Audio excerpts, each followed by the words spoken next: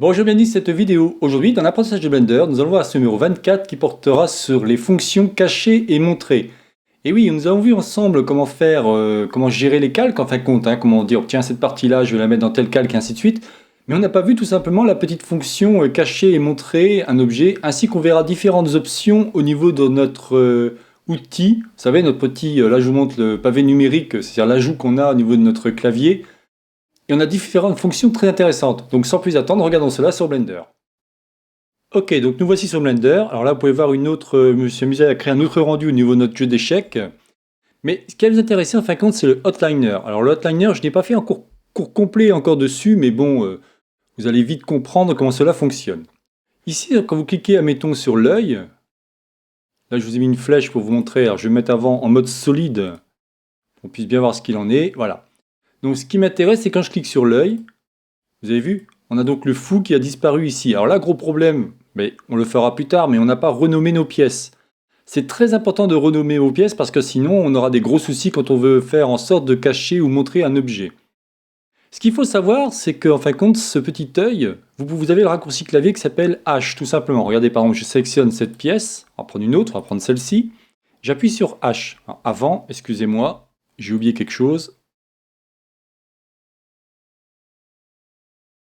Voilà. Donc si j'appuie sur H, vous voyez, la pièce disparaît. Pour la faire réapparaître, il suffit de faire Alt H, tout simplement, et la pièce réapparaît.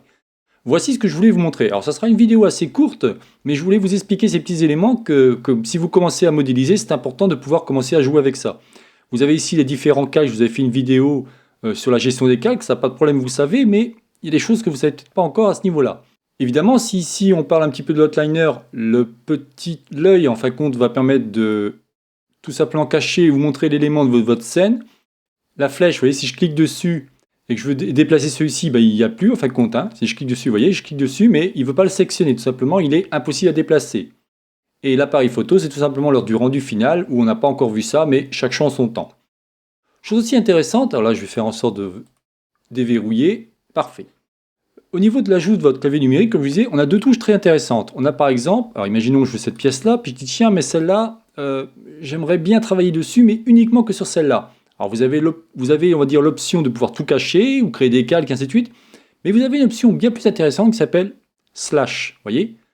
Et tout simplement, alors là vous l'avez au niveau d'ici de l'ajout numérique, donc là pour ceux qui ont le clavier numérique, pas de problème, mais pour ceux qui ne l'ont pas, ne vous inquiétez pas, on va aller ici dans View, et vous voyez ici on a différents éléments. On a View Global Local, mais en fin de compte c'est celle-ci. Je reclique dessus, vous voyez, et automatiquement je reviens. Si j'appuie sur Slash, ça fait le même effet. Parfait. Une autre touche aussi très intéressante, c'est le point.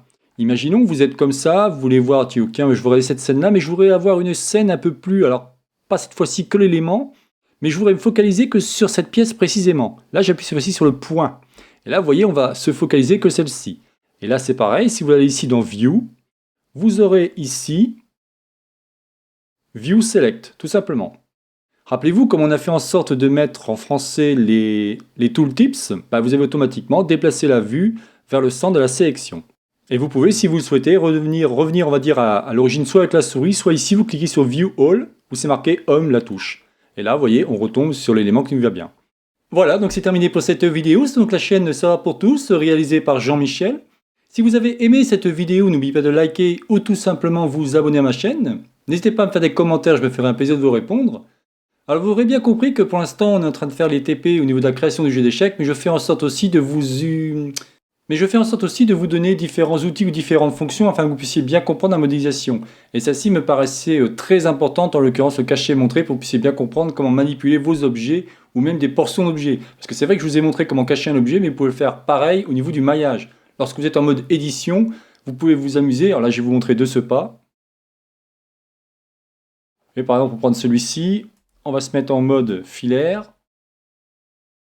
On va sélectionner n'importe quoi, hein, c'est pas très grave. Vous voyez, je fais ça, comme ça, toc.